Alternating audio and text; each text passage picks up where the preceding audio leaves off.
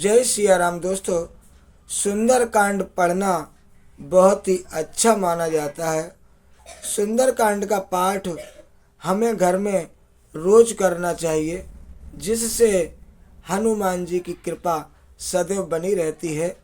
आइए सुंदर कांड का पाठ शुरू करते हैं।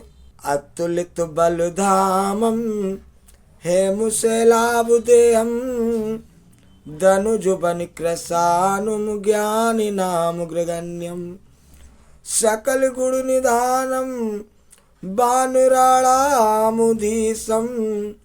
रघुपति प्रिय भक्तम बात जातम नमामि।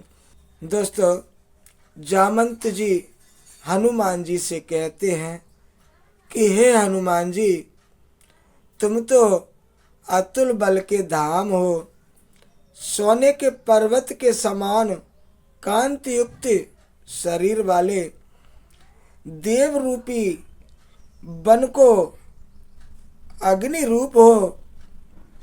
हे हनुमान जी, ज्ञानियों में अग्रगण्य, संपूर्ण गुणों के निधान और वानरों के स्वामी श्री रघुनाथ जी के प्रिय भक्त, हे पवन पुत्र, हे हनुमान जी, मैं तुम्हें प्रणाम करता हूँ। जामवंती के बचन सुहाए, सुन हनुमंत हृदय अति भाए। तब लगी मोए परखेउ तुम भाई, सह दुख कंद मूल फल खाई। दोस्तों, जामंत जी के वचन सुन करके हनुमान जी बड़े ही हर्षित हुए। हनुमान जी के हृदय को बहुत ही प्यारे लगे और कहने लगे, हनुमान जी, हे भाई, तुम लोग दुख सहकर और कंद मूल फल खाकर तब तक मेरी राह देखना। जब लगे आवोय सीता ही देखी, हो हई काज मोए हरस विसेखी। यह कहनाए सबिन कहु माथा, चले हरस ही अधरि रघुनाथा। हनुमान जी कहने लगे, हे भाई, तुम सब तब तक मेरी राह देखना जब तक मैं सीता जी को देखकर लौट ना आऊं, और यह काम अवश्य ही पूरा होगा, क्योंकि मेरे हृदय में बहुत ही हर्ष हो रहा है। यह कहकर और सबको शीश नवाकर तथा हृदय में भगवान श्री रामचंद्र जी का ध्यान करके हनुमान जी चले हैं। दोस्तों, सिंधु तीर एक भूधर सुंदर, कौतुक कूद चढ़ता ऊपर। बार बार रघुबीर सवारी, तरके पवन तनय बल भारी।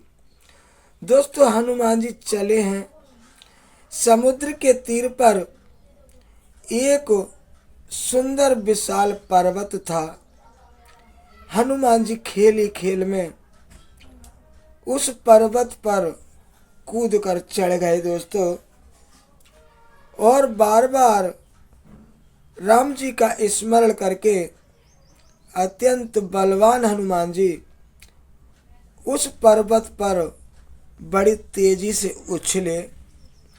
जय गिर चरण दे हनुमंता, चले सोगा पाताल तुरंता। जिमि अमोघ रघुपति करबाना, यही भात चले हनुमाना। दोस्तों, जिस पर्वत पर हनुमान जी पैर रख कर चले हैं, वह तुरंत ही पाताल में धंस गया। जैसे श्री रघुनाथ जी का अमोघ बाण छूटता है, उसी तरह हनुमान जी चले हैं। जलने धे रघुपति दूत बिचारी, ते मेनाक होए श्रमहारी।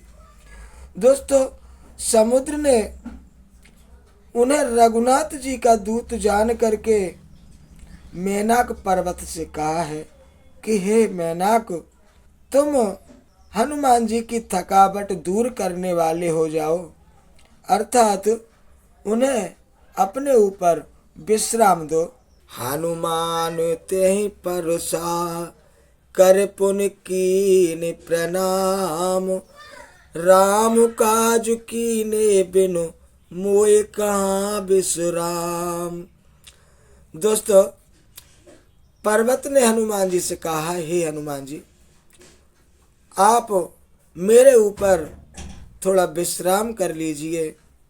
तभी दोस्तों हनुमान जी ने उस पर्वत को अपने हाथों से छुआ और प्रणाम करके कहा कि हे भाई, मुझे श्री राम काज किए बिना विश्राम नहीं है। जात पवन सुत देवनु देखा, जाने कहूँ बल बुद्धि विसेखा, सुरसा नाम आइन के माता, पटाइन आए कही ते बाता।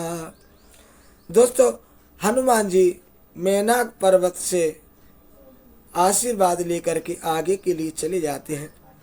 तो देवताओं ने हनुमान जी को जाते हुए देखा तो उनकी विशेष बल बुद्धि को जानने के लिए सुरसा नामक सर्पों की माता को भेजा। उसने आकर के हनुमान जी से यह बात कही,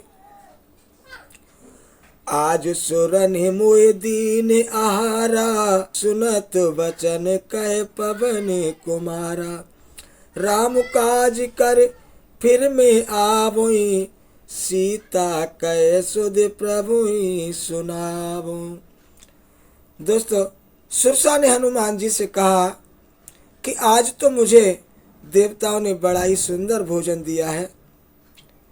यह वचन सुनकर हनुमान जी सुरसा से कहने लगे कि मैं श्री रामचंद्र जी का कार्य करके वापस आऊं और सीता जी की खबर को प्रभु रामचंद्र जी को सुना दूं।